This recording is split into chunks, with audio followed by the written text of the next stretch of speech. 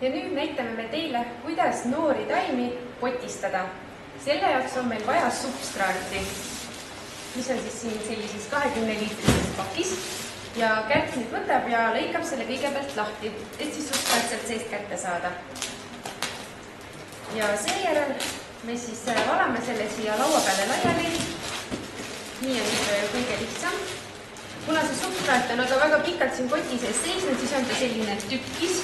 Ja et teda oleks lihtsam pottide sisse panna ja et taimedel oleks seal parem kasvada, me üritame ta selliseks ühtlasemaks saada ja mudime teda veidi. Ja seejuures on siis kindlasti oluline, et käes oleksid kindad ja väga hea, kui need oleksid kummikindad, sellepärast et mullas on ju, või siia kasvusubstraadi sisse on pandud väetisi ja kui nad veega kokku puutuvad, hakkavad lahustuma ja ka muud hained võivad siis meie kätele liiga teha. Samuti me peame kontrollima, et substraadis on piisavalt niiskust ja selle jaoks me teeme pallitesti. Üritame turba siis kokku suruda, aga kuna ta hästi ei taha kokku jääda, siis lisame juurde vett.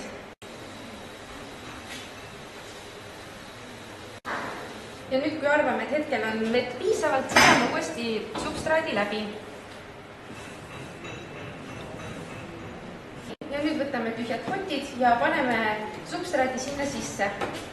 Ja ei tohiks siis väga kõvasti neid substraadi siia sisse kinni suruda, et pärast on vaja sõrmedega taime jaoks auk teha, et siis oleks lihtsam, aga niimoodi kergelt.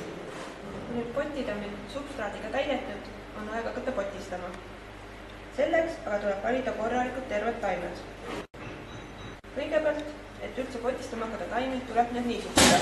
See aktiviseerib juurte tegevuse. Kui nüüd on aga taimed niisutatud, lõpetatakse potid. Ja taim tuleb istutada sama sügavale, kui ta on praegu, ehk siis juure kaelani. Kahe näpuga teeme augu. Paneme taime sisse. Jälgida tuleb seda, et taim oleks kindlasti poti keskel. Täpselt. Ja siis vajutame kinni.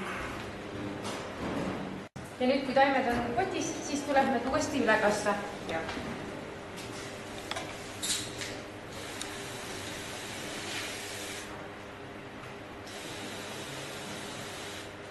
siis tuleb jääda ootama, kuni need suuremad kasvavad.